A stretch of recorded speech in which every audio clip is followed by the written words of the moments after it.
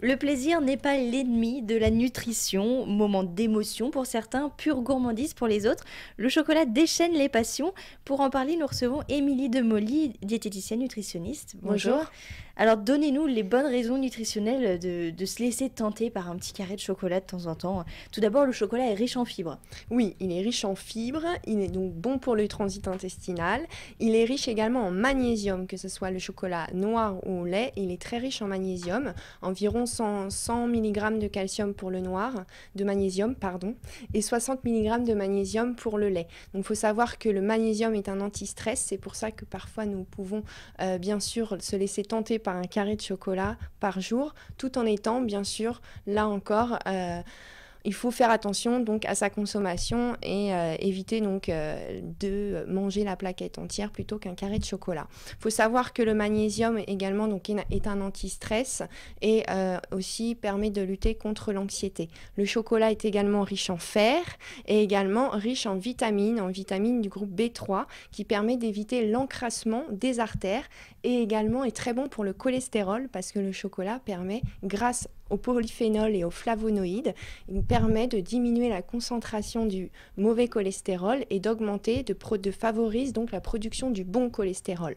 Vous parlez du chocolat, il y a une vraie différence entre le chocolat noir pur cacao et le chocolat au lait blanc avec des noisettes, enfin... Il y a quand même des petites... oui, voilà. Bien sûr qu'il y a des différences. Donc le chocolat noir, faut savoir, donc le chocolat noir et au lait sont très riches donc en pâte de cacao. Donc par contre, dans le chocolat noir, il y a beaucoup plus de pâte de cacao que le lait, parce que dans le chocolat au lait, on rajoute du lait. Donc il faut savoir que le chocolat noir est moins riche en sucre, mais plus riche en matière grasse, mais en bonne matière grasse. Et chocolat au lait, donc, est plus riche, lui, en calcium, mais est plus riche donc en sucre et moins de matière grasse. Donc si vous voulez, d'un point de vue énergétique, ils sont tous les deux très énergétiques, mais il faut savoir que le lait contenu dans le chocolat au lait va inhiber l'action des antioxydants contenus dans la pâte de cacao. Donc il vaut mieux privilégier le chocolat noir plutôt que le chocolat au lait. Il faut savoir que le chocolat blanc, parce qu'il ne faut pas l'oublier lui non plus, n'a pas du tout de pâte de cacao, donc n'a pas trop d'intérêt nutritionnel à part l'apport en calcium, parce qu'il est très riche donc en lait, et également, donc lui, il n'y a pas de pâte de cacao, mais du beurre de cacao. Voilà, il y a aussi des minéraux, ça donne du tonus. C'est bon pour le cœur aussi. Voilà, c'est bon, bien sûr, ça évite donc l'encrassement des artères et permet également d'éviter, donc grâce à l'apport de flavonoïdes, d'éviter donc le risque d'apparition d'un accident vasculaire cérébral, et permet de diminuer la tension artérielle également. Et puis c'est bon pour le moral aussi. Bien sûr, c'est bon pour le moral. Donc moi, comme je dis souvent, ce n'est pas une gourmandise de consommation futile. Il faut vraiment se laisser tenter une fois par jour par 1 ou 2 carrés de chocolat, il n'y a pas de problème. Il n'y a pas mort d'homme. Non.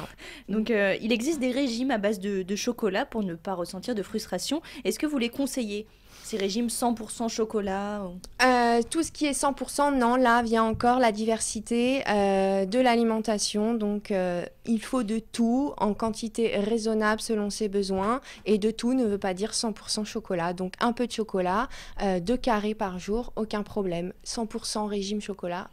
Je pense pas. À croquer, à boire ou à faire fondre, inutile de se priver de chocolat, donc à consommer bien sûr comme tout, avec modération raisonnablement. Ouais. Merci Émilie Demolly d'avoir été avec nous. Je le rappelle, vous êtes diététicienne nutritionniste et on peut retrouver toutes les informations sur notre site internet, le www.radiosensation.tv.